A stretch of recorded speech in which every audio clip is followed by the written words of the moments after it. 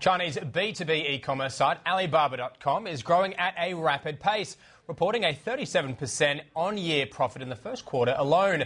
And the site is winning customers here in Australia as well. Nigel Freitas spoke to Linda Kozlowski, Alibaba's head of marketing, about the company's success. Alibaba.com started in 1999 as a way to help small and medium businesses reach the world. Essentially, Jack Ma, who's the founder of the company, realized that small and medium businesses had a lot of disadvantages when it came to either marketing and or sourcing products globally compared to some of the bigger companies. So he wanted to use the internet as a way to help level the playing field and give them the same advantages as big companies. And what do you think has made this particular business take off the way that it has? From 1999 to 2011 is only 12 years, and yet in that short time you've got 65 million users. What exactly is the secret behind your success? This model has been successful primarily because the internet has essentially allowed all businesses to have access to the world. And so we happen to grow at a time where the internet was really a primary channel for small and medium businesses to find customers all over the world or to find products all over the world. So I think that's a big part of our growth. Another part of our growth is really just the interest in general in international trade. People have tastes for products from all over the world. They're no longer just focused on whatever they can find in their country. They want to access food and wine from all over the world. They want to access minerals and other products and electronics. Everything is global now. So people want to have access to products that they wouldn't have necessarily been able to find 15 years ago.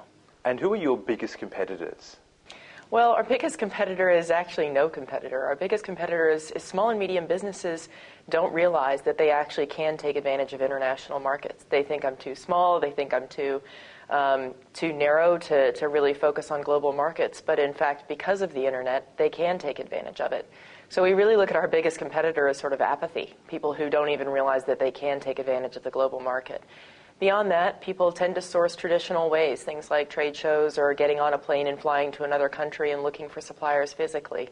That's quite difficult for small and medium businesses to sustain from a cost perspective, which is why we've been able to help them find these markets without too much additional expense. Have you found that there is a concern amongst Western business people as to some of the quality of the products that are sourced from China? We're looking at it like any developing market or any developing business or any developing company. Things always improve over time, and the more exposure any country has to exporting to the world, the more their quality is going to grow, the more they're going to learn about serving the international market. Every country who's ever emerged as an exporting power has gone through this same process and shift. So I think we're seeing a lot of interesting innovation coming out of China, as well as India, as well as Turkey, and other places where they have very specific products that they focus on. So quality is always a concern whenever anybody's buying a product, and everybody's always looking to improve that so they can serve more customers. And how do you protect buyers from low-quality products or having a negative experience on your site? Surely there's a huge risk in buying a product from someone who's in a different country that you've never met. Well, there's a few different ways that we look at it. First of all, because we are a business-to-business website, we always try to educate people to make sure they treat this as they would any other business transaction. So anytime you're conducting a trade as a business, whether it's somebody you meet online or offline, you want to do due diligence on that company, you want to ask for references, you want to do your research and find out if there's any negative feedback on that company anywhere externally.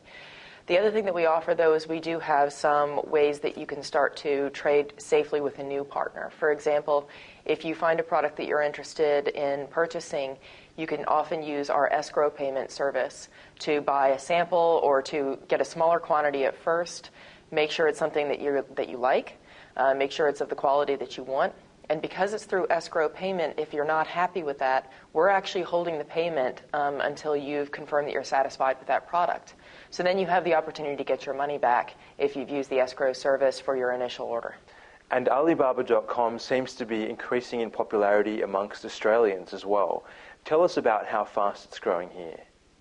Well, Australia has been a fantastic market for us. I think Australian businesses are very used to international trade, and they're very comfortable with the concept of trade. They've been trading for years.